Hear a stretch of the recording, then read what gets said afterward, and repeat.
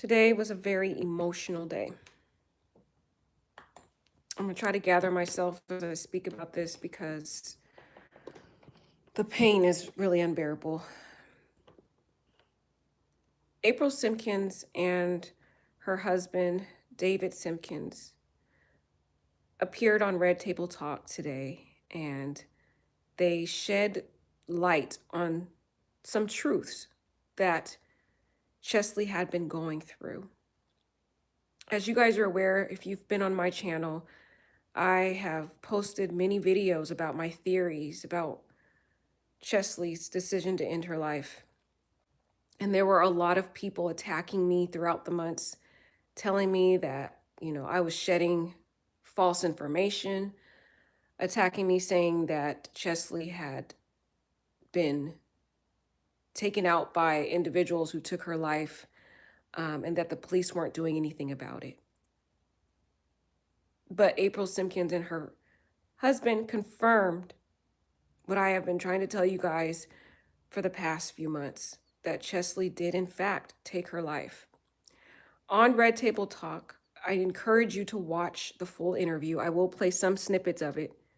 But April Simpkins talks about how Cheslie had been battling depression dating back to her early 20s. That she had wrote to her mother before she died. She wrote her mother a very long, detailed text message. So the small note that she left in her house was not the only letter she wrote regarding her ending her life. She knew her mother's schedule, and she knew that her mother had a routine in the morning. So before she had ended her life, she sent her mother a very long text message, a goodbye text message. And in that text message, and I'm going to try to play the snippet where April talks about it, but in that text message, she tells her mother that she was the best mother she ever had, that her mother was her best friend, and she wanted people to know that her mother was truly the best mother she could have ever asked for. And she told her mother that she had been battling depression throughout her life, that she had been experiencing hopelessness, and that even despite all the achievements that she had achieved in her life, she continued to feel this hopelessness. She continued to feel this depression throughout her life. She told her mother in these text messages that she had thought of taking her life many, many times throughout her life. And I don't really have a full summary, but basically her ending her life was what this final straw of depression that she had reached January 30th was something she felt she could no longer overcome, that she wanted to go and be with the Lord. So as I've mentioned to you guys, my theory has proven to be true, that in fact, when she wrote that goodbye text, when she wrote the letter she wrote the caption on Instagram, and she said, "May this day bring you rest and peace," I mentioned to you that she was speaking to herself. Through her text messages to her mother, her final text message, she confirms that basically she wanted to be with the Lord. She wanted to go to heaven, that she had been thinking of taking her life for several years. April Simpkins also confirms in this interview that this was not the first time that Cheslie tried to take her life. She had attempted before. Remember, we talked about this. If you have been following me in my videos, we talked about all of this in my videos, that my theory was that during the time in college when she had that 8-day stint in the hospital, I believed that that was a prior attempt. During the interview on Red Table Talk, April Simpkins confirms this and says that her daughter had tried to take her life before.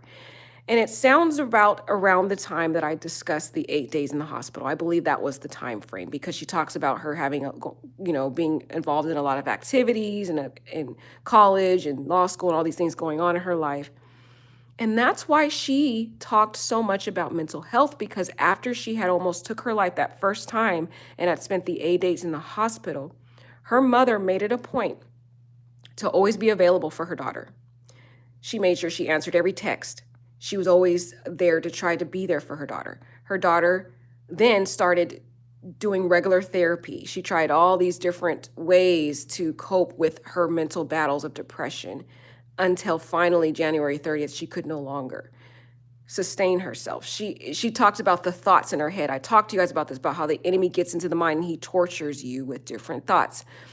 And April talks about Cheslie having certain many thoughts and the voices in her head. That was Satan speaking to her. It is so sad and heartbreaking, but Satan had been working on this poor girl.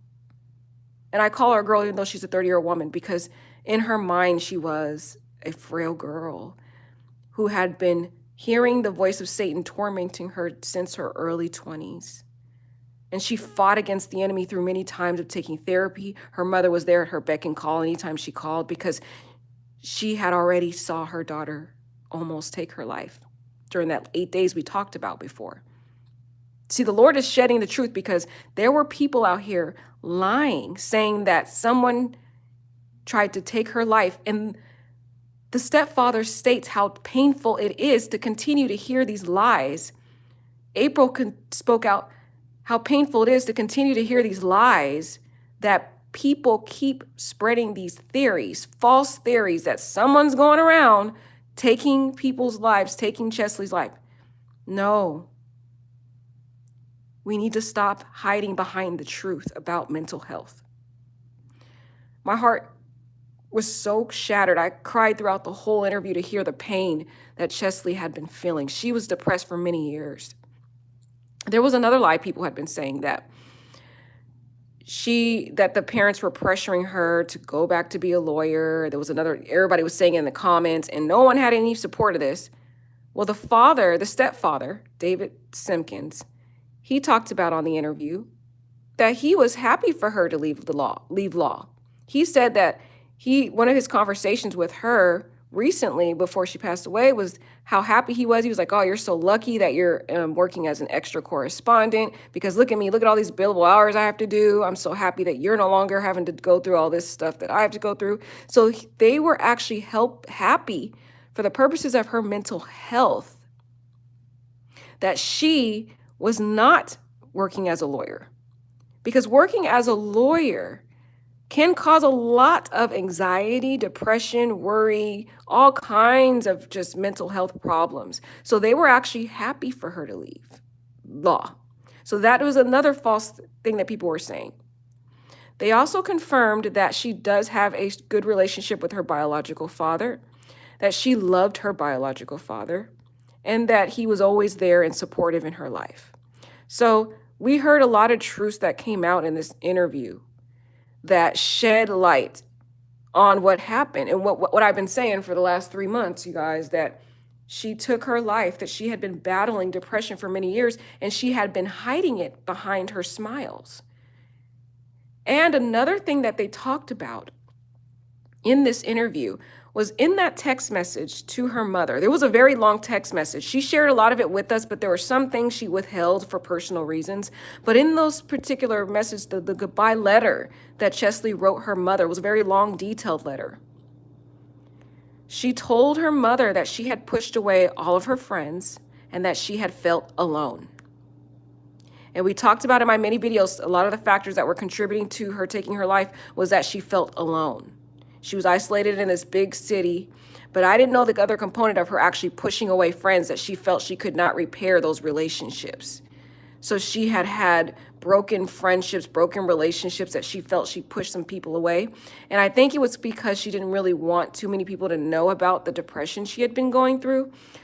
And it ended up, and she didn't have her family around also. She didn't have her mother physically there, as I talked about. So she was alone in this city, and she got tired of feeling alone. Another thing, they talked about the article, the Allure article, about the age as it related to her age. And she faced a lot of persecution regarding her age. Her mother didn't put much emphasis on that, but I really believe it was a trickling effect, because in one of her TikToks, as I seen, that she talked about all downhill from here on her 30th birthday. So she did not take too well to her birthday. She did not. And she was constantly ridiculed for being the oldest Miss USA. So again, all the factors that we had discussed before are starting to be was basically confirmed through the interview with April and her husband. And it is just so traumatically sad that since her early 20s, she had been going through depression. She had been repeatedly thinking of taking her life. She tried before, as we talked about in Allure, and her mother confirms that she tried before. And her mother tried everything in her power to be there, to help her daughter through that situation. And always, anytime Cheslie called, no matter how late it was, her mother tried to be there for her. And so many people have been attacking this woman, have been ridiculing this woman, saying terrible things about her. And it only makes the situation worse when this mother did everything she could in her power to save her daughter's life. And it's just, oh gosh, this interview, guys, is so painful. But I'm going to play little bits of it. I don't know if I'll get a copyright, so I'm only going to play some parts of it. Just so I want you guys to hear the interview about the text message. That part really crushed me. When the devastating news broke about the beautiful, to do better, to learn more, she would always speak it on. Woke up, we would literally just go about our morning, FaceTiming each other. She'd be putting on her makeup. I'd be getting myself ready at my desk. How's your day? What's going on?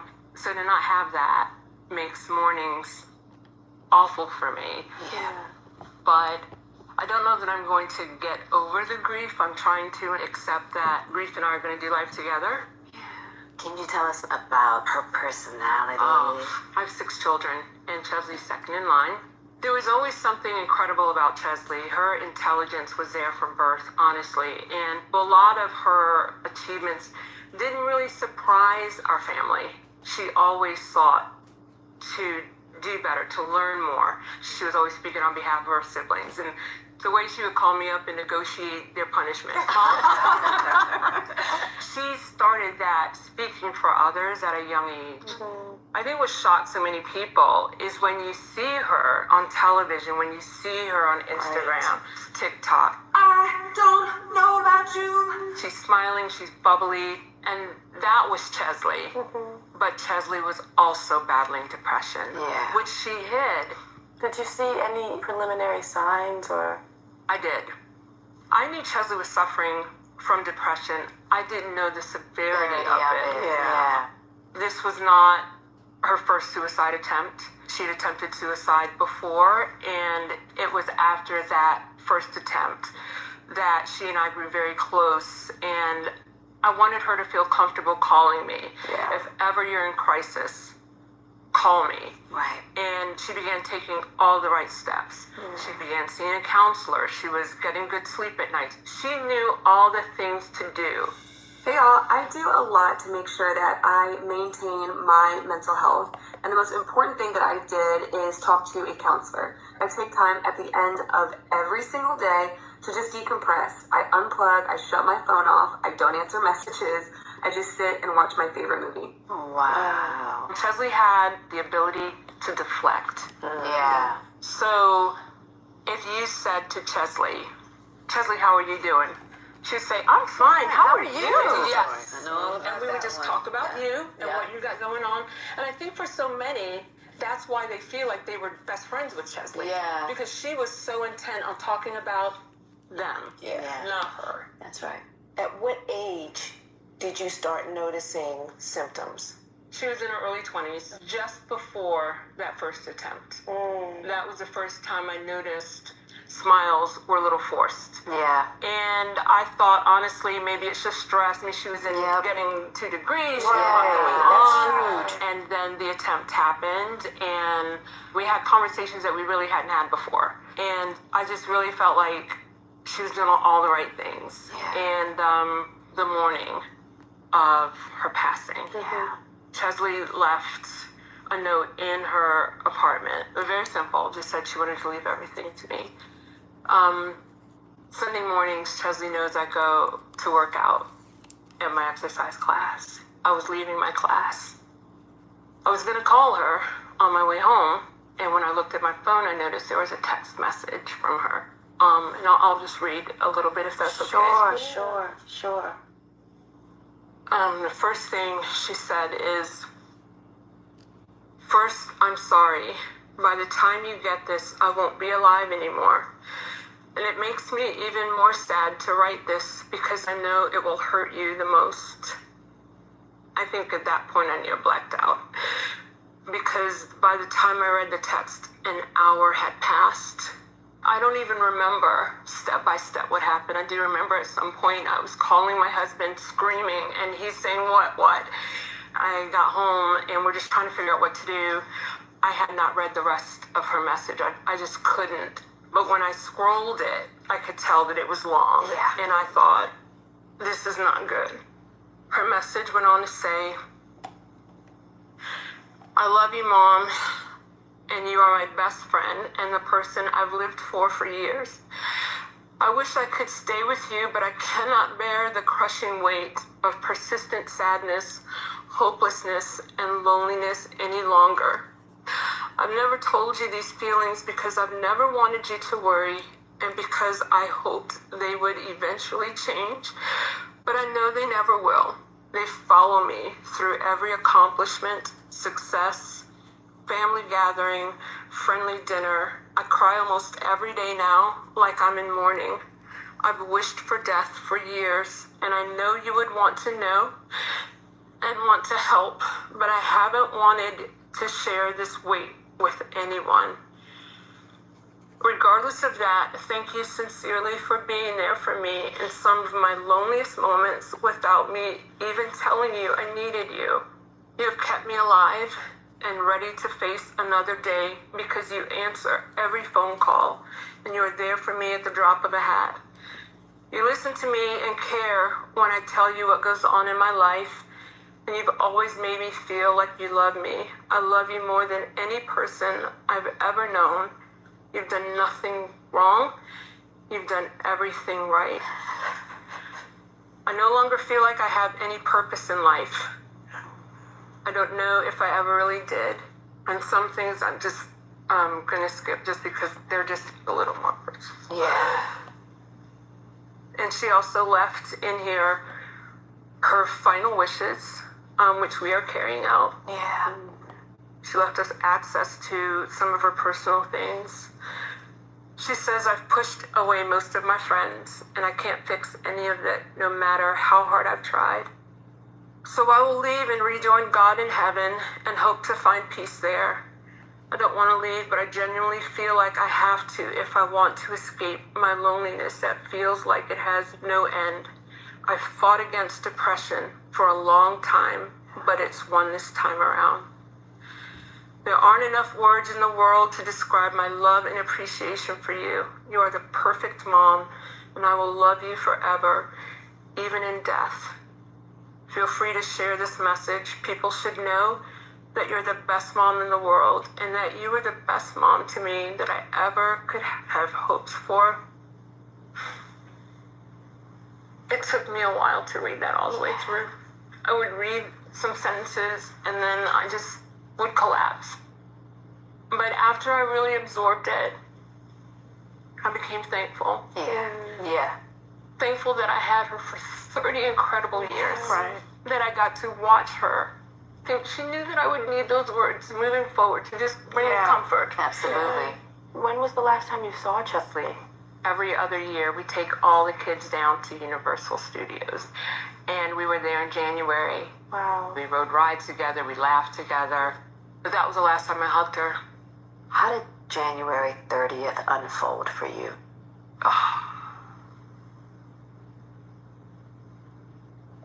It honestly, it felt like any other day. And what I struggle with is I hear some people sometimes say, I had this feeling something was wrong. I kept searching through my brain after the fact. Like, was there a moment when I had this feeling I should call Cheslie or I need to... I remember when I finally made it home and got to my husband, who was trying to understand what I was saying. So that was when we reached out to the police. Like, we got this message, get paramedic there. So immediately I'm thinking, okay, this must be like the first attempt. Let's get on a plane, get up there, meet her at the hospital. Right. Let's see what we can do. We're texting the family. We don't live in New York. We made it to the airport. We got on the plane, which is now taxiing, when the police confirmed that she was no longer with us. And I don't remember the plane ride. I remember hearing my husband sobbing. We got to New York. We got into the hotel room and we were just both on the floor. I called my closest girlfriend, who knew Cheslie very well. I couldn't even say the words. David and I didn't, like, we literally didn't know what to do. Absolutely. And we went outside to get some fresh air. I remember just sobbing on the sidewalk. I just couldn't move my body anymore. I don't remember anything. All I know is we had to bring my baby home and then plan her funeral. When I got home, our family was already huddled together at my daughter's place. I walked through the door and just collapsed in my son's arms. I couldn't remember how to breathe. It was so hard, honestly. Willow, Jada, and Gammy, feeling the way I felt and watching my children hurt.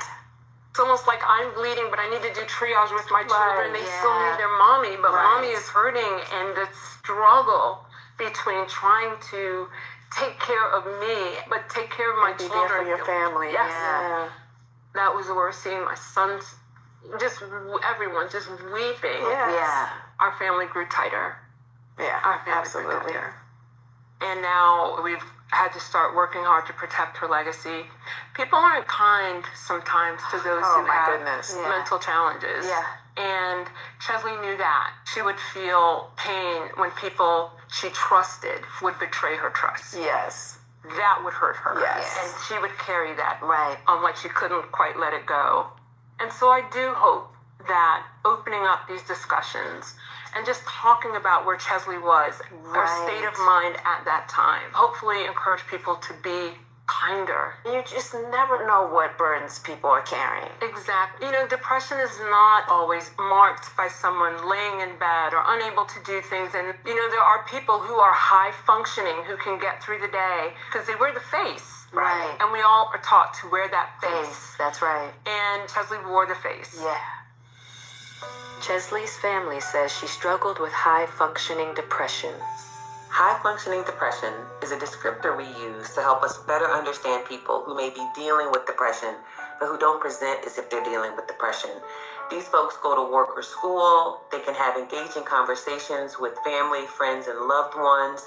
They do all the things that everyone else can do, but behind closed doors, they're really dealing with what it means to have a depressive illness.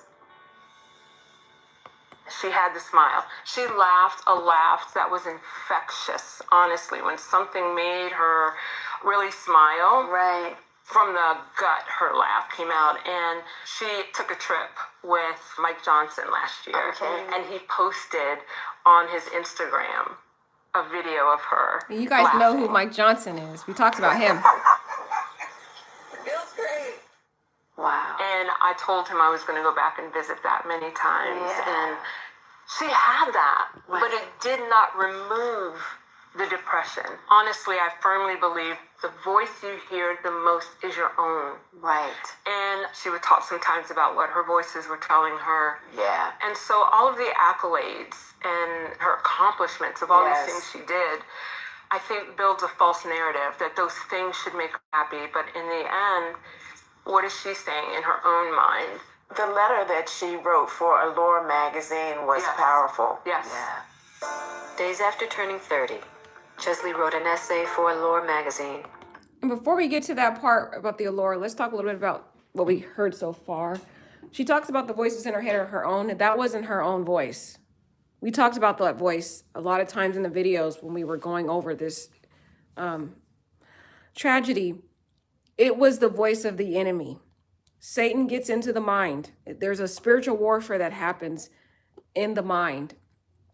And he tortures the mind with these thoughts of hopelessness, that all of the pain will be relieved if you just do this one step of ending your life. And Cheslie had to hear those voices in her mind pretty much her whole 20s all the way to her 30s.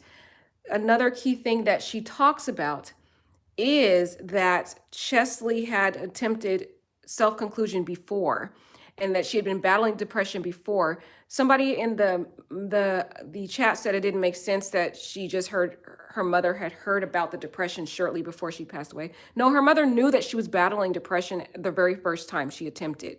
She talks about how after that first attempt, she made every effort to try to be in her daughter's life. However, she didn't know that the severity of the depression resurfaced and was as traumatic as it was prior to her self-conclusion, because she thought, that they had been working with her on the depression, that they had come to, her having some ways of coping with it by going to therapy and other methods that she had been doing. So in April's mind, she's thinking, okay, we're working on it. She's getting better. She thinks that she's better, until shortly before Cheslie takes her life, she tells her mother that the depression resurfaced. Now, April didn't realize how traumatic and severe it was. And she didn't know it got to a point where Cheslie was going to make that final, ending. But it does make sense what happened. It was that Cheslie had been battling depression since her early 20s. She tried to take her life during that time when she was in all those crazy activities during law school. She was trying to get 2 degrees. She was in all these different classes. She wanted to achieve all these accolades because she thought that was the way for her to be happy. She thought, and she loved her mom so much, and I don't think it was her mom that put the pressure on her, but she loved her mom so much. She wanted to achieve to make her mom happy because she loves her mommy so much. And she wanted to achieve for herself because she thought, if I achieve these things, I'm going to be happy. But every time she achieved something based upon her text messages, she was never happy. She continued to feel that she didn't have a purpose. And we talked about this, and everybody kept attacking me saying, you don't know what you're talking about. You don't know anything.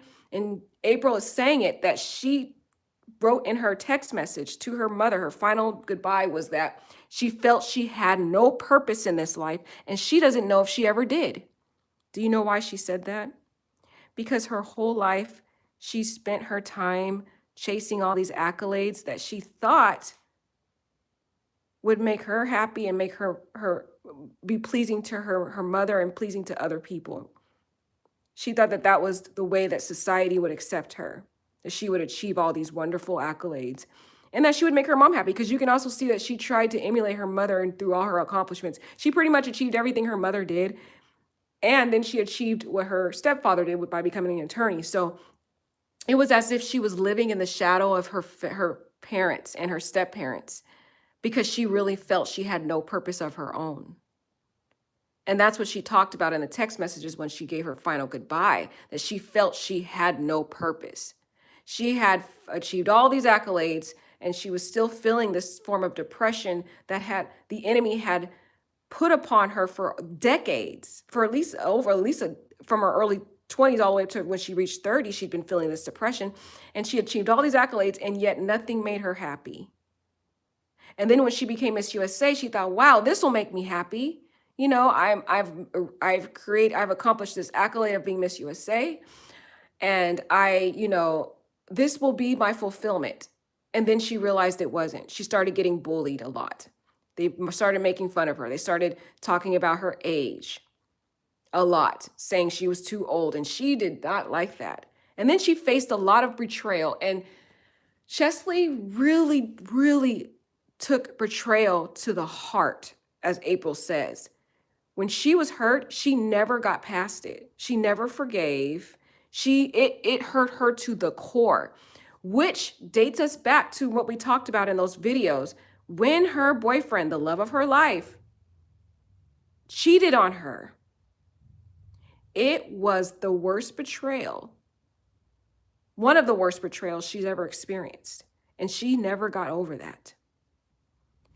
That betrayal, I don't think she ever forgave him. I think she carried on with the hurt and pain of him cheating on her. She also had a lot of betrayals in her friendships and ended up ending those friendships based upon what you can infer from what April Simpkins has said in this interview. And it hurt her to the core. And she never really coped with it, and she never really forgave those individuals. So what that did was add on to the further depression. So while she's dealing with all this depression and hopelessness, the enemy is bringing back the reminder to her. Remember when this person cheated on you? Remember when you trusted him and you gave him your heart and he cheated on you? You remember that? That's how other people are going to treat you. That's what the enemy was saying to her.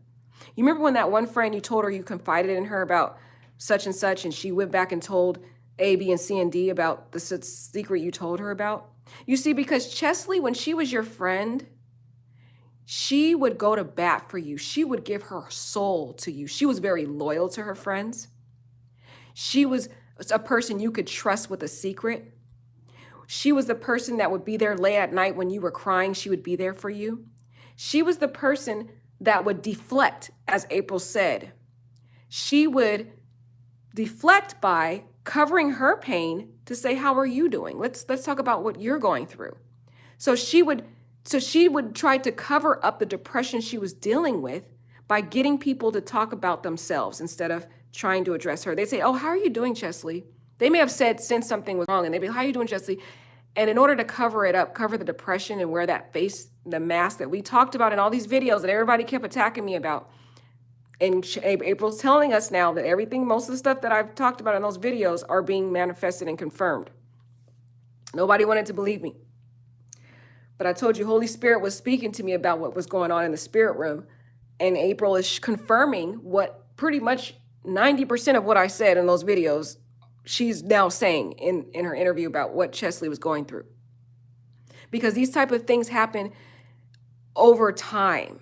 The enemy works on individuals over time, through decades, through years. Sometimes it could be, months, but a lot of these painful situations in mental health, it happens over time, like with Cheslie. That's why she was emphasizing, and I told you guys that, she was emphasizing so much about mental health in all those different videos she was doing, telling us, this is what I do to help my mental health. I go to therapy. I shut off my phone at a certain time, because she was battling with mental health the whole time, as we've been talking about in these videos. And April Simpkins says this because Cheslie said it in her own words in her goodbye detailed text message letter to her mother.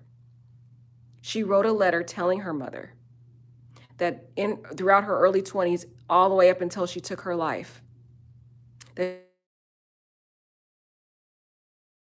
she had been wanting to take her life many, many times. She tried all the different ways to do it, but you notice how when April talks about the things that she tried, therapy and other things, there's nothing about spiritual intervention in there. She needed that. We need that. That's why I talk about in mental health. You need spiritual intervention. You need to be able to speak out against the enemy in those late night hours when you don't have anyone there. You got to have those scriptures. You got to have that spiritual intervention. And that was one of the things that was missing. Yes, she had I know she had a relationship with God, but I'm not sure if she actually tapped into the promises that God had given her to fight against these thoughts. I don't know if she had done that. It looks like she did have therapy, but she also shut out her friends. She didn't talk to her mother about it. So she only really had therapy. She didn't have all the other, I told you you need different, it's a full package of things you need to get through, to cope with mental health issues, to maintain your mental health. Not just therapy alone is going to help. It's not going to be the only antidote. Because I said a lot of times these therapies are set up for you to keep going back to therapy. It's never really an end result for the therapy. You need therapy, but you need other avenues. You need a spiritual relationship with God. You need to have your spiritual scriptures there. You got to pray against in the spirit realm, because the battlefield is in the mind, and the enemy gets into the mind and he tortures the mind. He had been working on Cheslie for almost a decade, at least from her early 20s all the way to her 30s. He had been working on her. And she fought him through, therapy. But I don't hear anything about her quoting scriptures, fighting against the enemy spiritually. There's a spiritual component. She shut out all of her friends from what they're saying, and she used deflection. That's one of the things people do, like when they're very strong, like she is. They use deflection. They wear masks. They will turn the attention away from them and say, oh, how are you doing? That's what she did a lot of. She was always trying to care for everybody else, what's going on in their life, because she was hiding behind all the pain and the torment and the agony and the hopelessness and the loneliness that she felt. And she felt truly that she could not trust anyone except for her mother. She was an introvert. And when she would try to come out of her shell and try to trust a friend or trust someone in a romantic relationship, she always was getting betrayed. I'm not saying always, but she was getting betrayed a lot. And someone like Cheslie, who really values relationships to the core, and especially someone who's afraid already to open up to people because you're an introvert. And then when you do tap out and you do try to trust somebody and they betray you, it is a very traumatic hit to the heart. And if they don't know how to cope with it, it can truly wreak havoc on depression in their life and agony and heartbreak. And then it makes them feel shut out from the world, and they begin to feel lonely. And that is what she felt, many, many years of loneliness, because even though there were many people around her, she didn't feel truly that she could trust these people. She didn't really truly feel safe, because she had experiences of betrayal. When she truly opened up to the people that she thought she could love, they violated that trust. One of those things we talked about in our video was the boyfriend. This boyfriend that she loved so dearly, and she spoke so highly of when she won Miss USA in prior interviews. And I've attached those interviews in various descriptions of my previous videos of Cheslie. But in those interviews, she just spoke so highly of this man. She deeply loved him, so she deeply trusted him. And so someone she knew from childhood that she had many years with, so she believed that she could trust him with her heart. Something very sentimental to her, because Cheslie doesn't give her heart to everyone. She's very cautious already as whoever she decides to give her heart to. And if she does take that leap of faith on you and give her heart to you, and you shatter it with betrayal, like what happened in the incident with her prior boyfriend, it hit a traumatic, devastating hit to her heart so bad that she never got over it. Never got over it. And I tried to talk to you guys about that in the prior videos, but people wanted to say, oh, she was happy. No. Cheslie was the type of person that wore masks, like April talks about. She would walk around, pretend to be so happy, the infectious laugh, and she would, try to deflect from her and put the attention on everyone else but her, because she wanted to hide. She didn't want people to know. Which makes it even more painful, because she had an interview, like a kind of a Instagram live with Mike Johnson. I told you I believe that my theory is that they had a date. They did have some type of a brief romantic relationship. I do believe so. But in that, when he was talking about his friend who self-concluded, if you look at her face, you can tell that she tried to cover up the fact that she also had her own prior experience of self-concluding. She didn't want people to know that. So when she was hearing Mike Johnson talk about his friend who had self-concluded, you could see in her face that she was battling a lot of emotions, because she could identify with this girl that had took her life, because she was that same girl who had been thinking about self-conclusions for many years. And here was all these different pageant queens talking about mental health with her on these Instagram lives, and Mike Johnson talking about, self-conclusions with his friend and what he thought about it. And this whole time, she was sitting there, I believe, sweating all over profusely, because it was as if they were speaking to her. And she was reaching out for help secretly as she was talking to each of these different people that she had spoke with. She spoke with celebrities about mental health. She Taraji talked about wanting to attempt to self-conclude. She spoke to so many different people during her reign as Miss USA. You can go back to the Miss USA YouTube and you will see all the interviews there and throughout YouTube of her talking to different people who are talking about mental health and them attempting self-conclusions, and they're talking about different tips on how you can deal with mental health. And here in Cheslie's mind, as she is interviewing all these different people, thinking, I am that same girl that is suffering right now. I am suffering, and I don't know how to get out of it. Because as I mentioned to you, mental health requires many components. It cannot be just solely therapy. It has to be mental, spiritual intervention. You have to have people that you can truly open up to. I don't think Cheslie really felt she could open up to anyone. She didn't want to tell her mother because she loved her mom so much. As she talked about in her text message, she didn't want her mother to be hurt, because she knew her mother loved her so dearly that she would drop everything and fly out first-class flight to New York if she knew that Cheslie was thinking about self-concluding. She would have dropped everything. And she didn't really want her mom to know, because when individuals like this, when the enemy has buried a person down so much with depression, despair, hopelessness, they shut the entire world out, even those people close to them. She also confirmed in the text message that she said, I know it will be painful for me to leave you. But she was talking about how the pain was too much for her, as we talked about in these different self-conclusions, that even though they know it's going to hurt people close to them that they love so much and it's going to be painful for them, they're only thinking about relieving that agony. And the enemy is lying to them, telling them this is the way out. He tells them that in a lie. He deceives them. He torments them many, many years. And it really kind of started dating back to me and started making me think about some of the things I saw on Cheslie's TikTok as I was following her when she was alive. One of the things that stood out to me in the back of my spirit, and this was before she even self-concluded. I'm trying to remember what year it was. Was it a couple years ago? I think it was early last year. She posted this thing on TikTok and she was like, if you date me, I like attention, attention, attention. And I don't know why, but my spirit just screamed at me that something's not right with Cheslie. And I don't know why I thought that. I was like, something's not right with this, situation. I believe Cheslie might be going through some mental health issues. And that was a year ago. That was last year. I just saw her post and I thought something was not right about the post. I felt that maybe what I could read from her, from the different posts and the different things, sometimes she would joke about herself in a negative way, say, oh, I looked so awful back then. And I just thought, I wonder if she's really going through something. Because some people will make a joke about things to deflect, but really in reality, they're going through something behind closed doors. And I think Cheslie with her is that she really truly was a very loving person, that she loved so deeply with people that if she was betrayed, it truly shattered her entire being. And she tried her whole life to achieve all these accolades because she thought that was the meaning to happiness. However, every accolade that she achieved added more and more to her hopelessness and pain because nothing would relieve it. Because she truly didn't know who she was.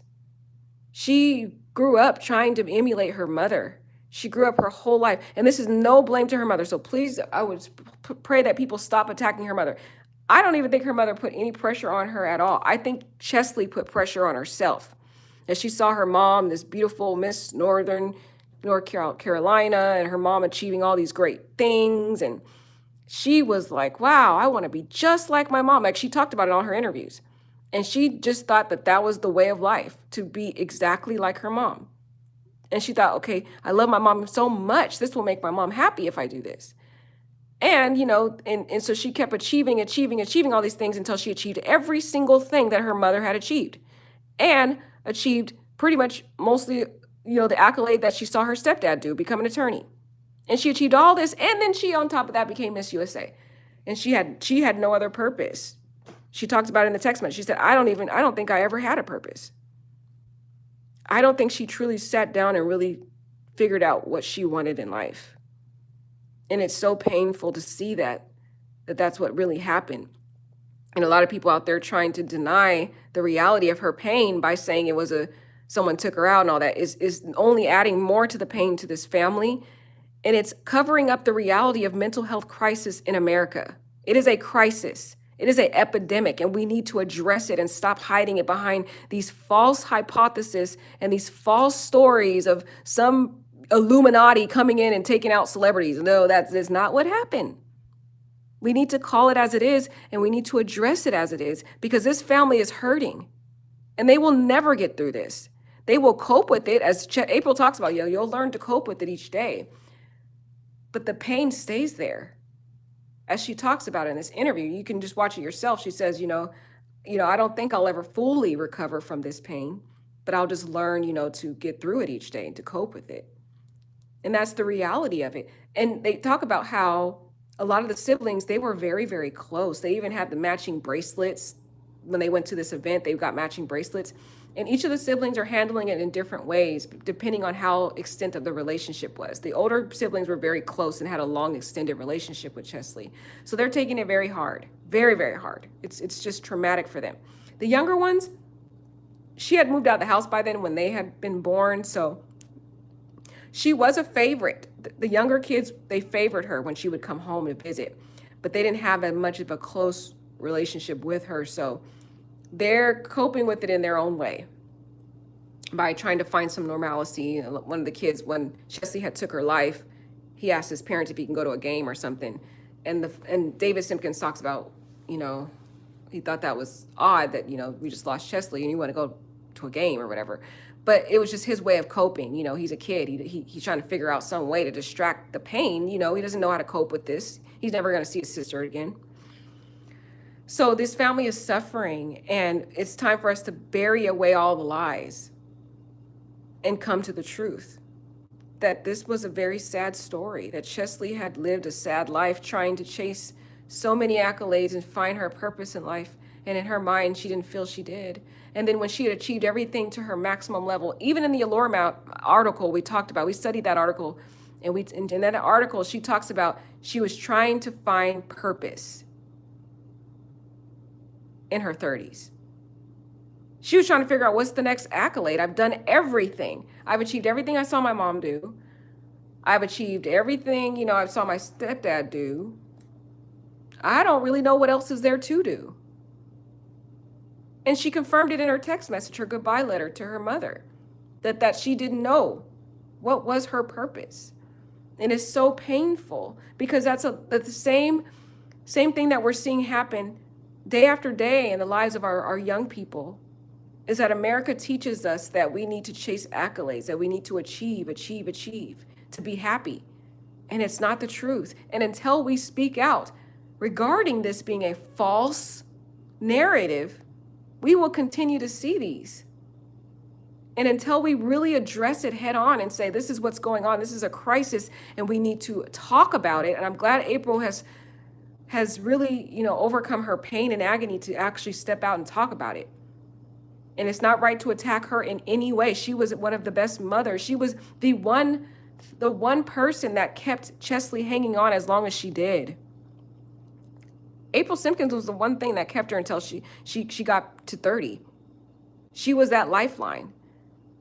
But as I mentioned, she was taken away from her mother when she was all the way in New York, all by herself, not with her lifeline.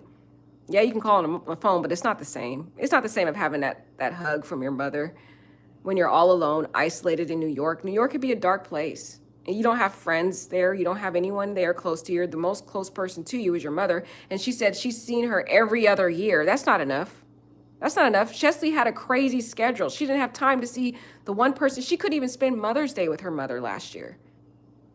That was painful for Cheslie. That one lifeline that she loved and clinged to, she couldn't see on Mother's Day.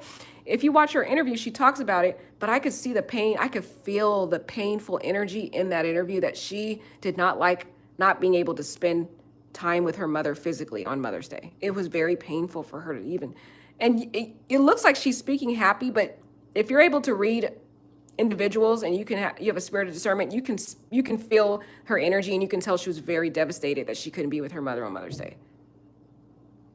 So she was isolated, alone in this very dark, decrepit city. And she had been battling this depression that had plagued her for many years. And it was one of the key issues was her crazy schedule of chasing all these accolades and no time to really sit down and enjoy life. She never really had that time. Her whole life was busy on the go.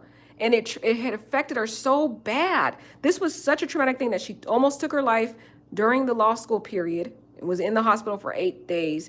Then it was so traumatic to her, she tried to advise her coworker at Extra to warn him that he needed to slow down because it already affected her before. Now, she didn't go into detail with him to tell him that she had attempted before, but she warned him that his schedule, he needed to slow down because it was so traumatic for her.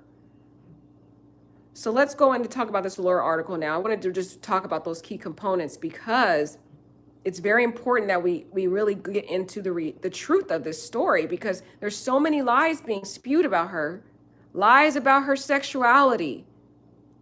That's why I kept speaking out about it. It was not a comfortable situation to have to keep speaking about someone taking their life.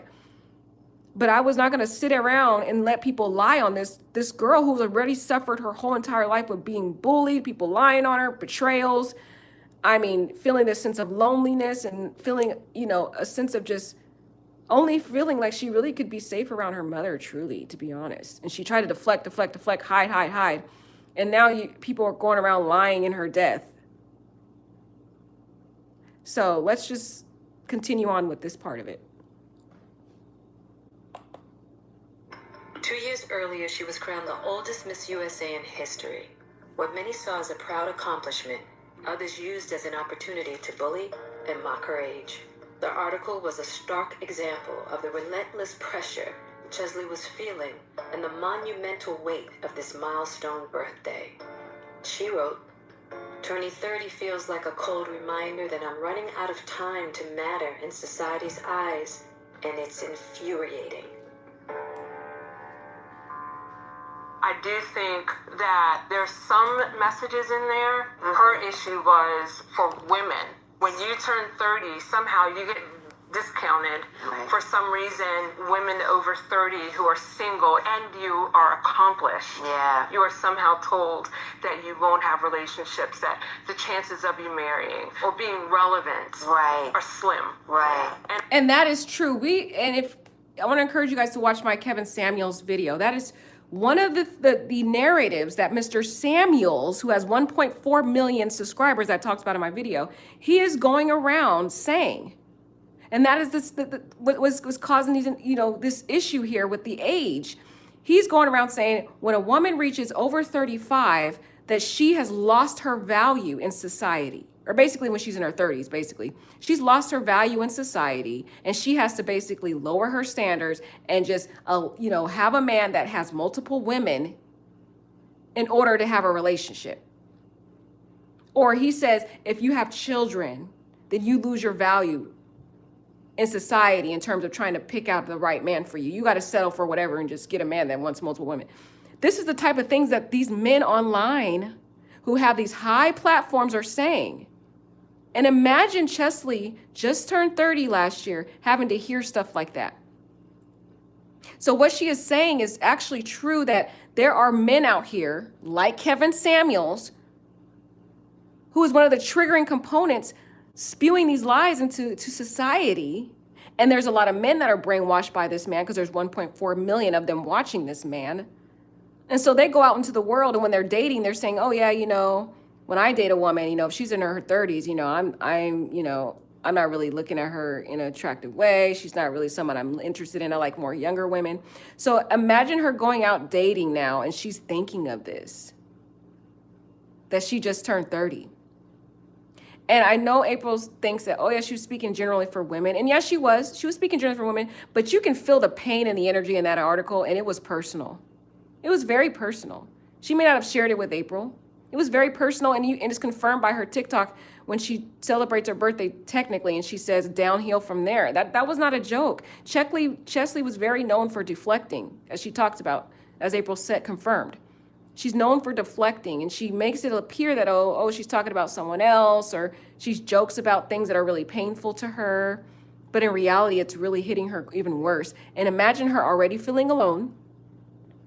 She already feels a sense of betrayal and loneliness. And then now she reached 30 years old. And now this is the societal pressure of being married at this age and all these other things. And if you achieve certain accolades, Kevin Samuels looks down upon that in terms of women.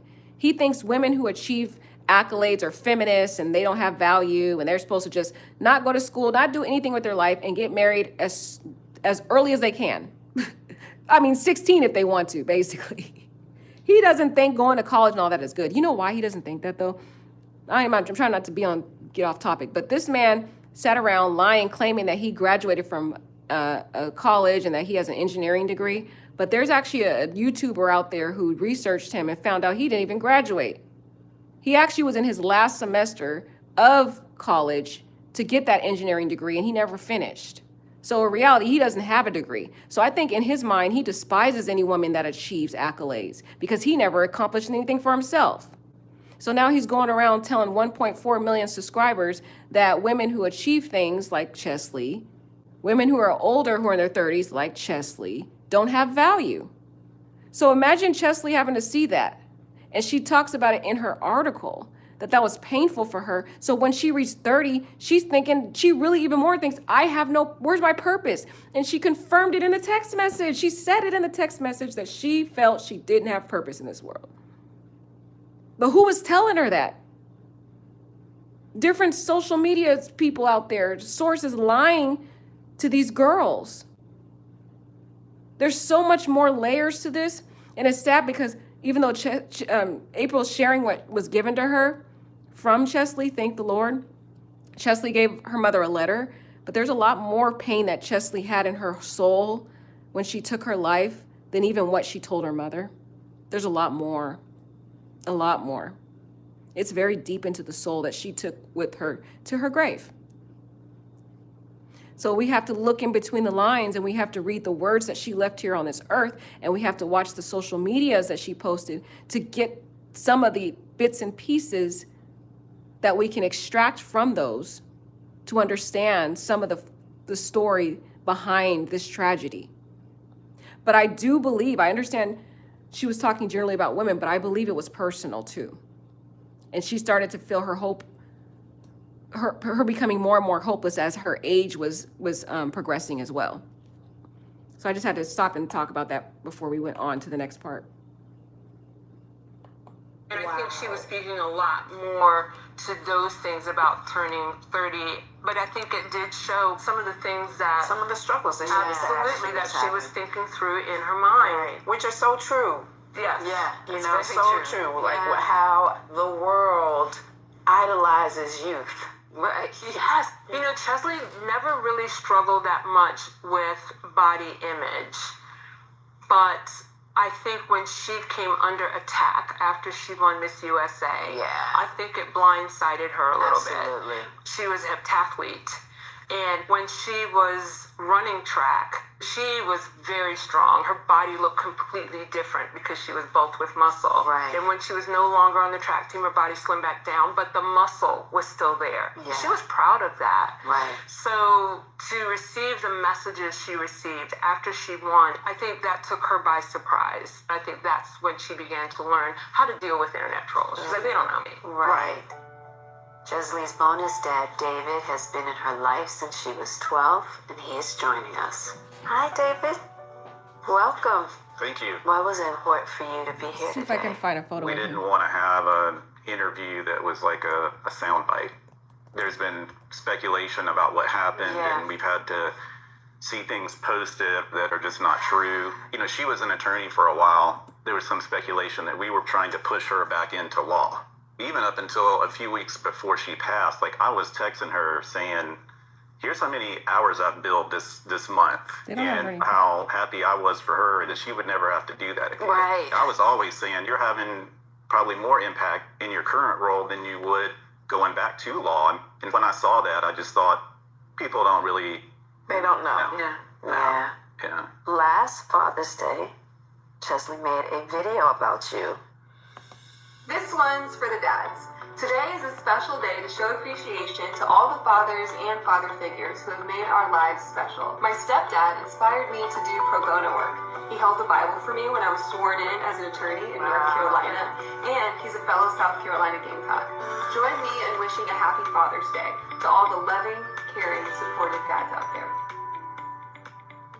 Aww. Yeah, I had just gone up there last June to hang out with her in New York, and she was a great tour guide. And I mean, we were Central Park, Conservatory Garden, the Met, Madison Square Park, Brooklyn Bridge, Statue of Liberty. I mean, we did the whole thing. Right. I mean, I knew then that was going to be like one of the best days of my life. Right. I was up there recently when we were getting her apartment packed. I think April kind of feels her presence when she's around Cheslie's things. Yeah. But I feel her presence when I'm in that city. Wow. After she passed, I had kind of latched on to a couple of Adele songs. And I had a moment when I was up there by myself. I went down and ate at a pizza place in Little Italy that we had eaten at. And then I went and visited her favorite cupcake shop in Soho. And there was a street singer singing one of these Adele songs. I was really emotional, and I sat there and, oh man, he was such a good singer. He said, you know, I'm going to take a break for a minute. And I thought to myself, man, I sure wish he would sing that other song. Right. guy walks up to him, says something to him, and he says, "I've got another request for another Adele song," and he sang that song. Wow. Wow. That was like a moment for me where I knew, like, she's with us. Yeah. And Definitely. like I could feel it, and I don't really care what anybody else believes. I just was so thankful to have that. Yeah. Can you tell us some of the methods of just healing as a family? One of the first things we did as a family was talk to psychiatrists. Right. We have talked to a grief counselor as a family, Right. which I think is so important. How old are your other children? My oldest daughter is 33. Mm-hmm. My oldest son will be 29 in May. My second oldest will be 25 in May, and then we have a past. The older ones were grieving differently than the younger two. Absolutely. Yeah, just a couple days after she passed, or a few days after, I'm in New York, right, and we're trying to get Cheslie passed away. And I was so thankful, rather than responding in that way, I just thought we're all going through this differently. And I was so thankful, rather. Okay, I already talked about that. So I'm trying to... Yeah, then we're going to let him have his moment of Let him have normalcy. it. You know, people usually have a really difficult time in knowing what to do, what to say. What have you found to be helpful or comforting? I told my assistant to please reach out to my coworkers. Yeah. And when I show up, I need a little bit of an oasis for my grief. And to please just tell them to say, "We're glad you're here."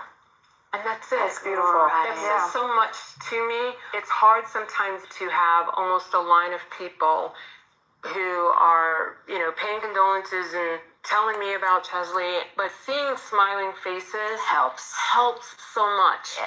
That's helpful That's for us helpful. to hear. Yeah. Thank you for that. Yeah. That's really good to hear. Yeah. There's some people who would just text and just say, "There are no words, I'm here." Yeah. Yes. That was all I needed. I want to make sure that you talk about everything that's important to you. So is there anything else that you want to share? I think one thing that I would like to see laid to rest is this theory that Cheslie was murdered and this call for people to get the police involved. I know that my daughter died by suicide, and it's painful to hear people constantly contradicting what we absolutely know. I hope that those who want to continue to muddy her passing with something that just is false will stop and let our family heal. I don't want to lose sight of the fact, too, that her dad is involved in her life.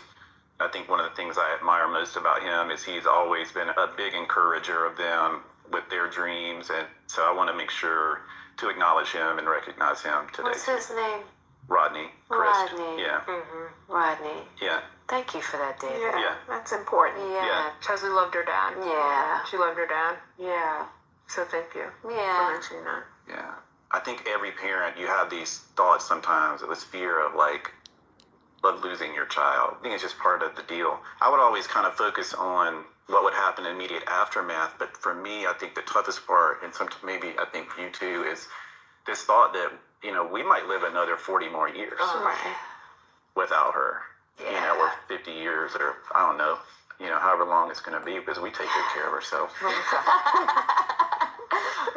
Okay, so they're just gonna go into, about they're just sad that she's gone, and that they feel like they're afraid that they're gonna forget about her, forget the memories as the years go by. And then Jada just talks about how she lost her friend to self-conclusion as well, and she said, "One thing you never lose is the fact that you love them, that you will never stop forgetting that you love them." So that's just basically kind of was the end of it. But just essentially, I hope YouTube doesn't take this off, but I just tried to give you guys as much. The reason why I wasn't really going to the video, because I'm trying to see if hopefully I can keep this on YouTube and they don't flag it. But if you want to actually see the full interview, I pretty much played 90% of it. But if you want to see the full interview, just go to Facebook and type in Red Table Talk, and you will be able to watch the full interview on Facebook. But I really pray that this interview shed some truth to what was going on in Cheslie. I feel like it really did. It really did. I'm thankful that it did, because Cheslie actually did write a full letter, a heartfelt, detailed letter. This was not someone who went out and took her life, as people kept lying and saying and thinking this was some Illuminati and all that. This was nothing like that. This is not a conspiracy.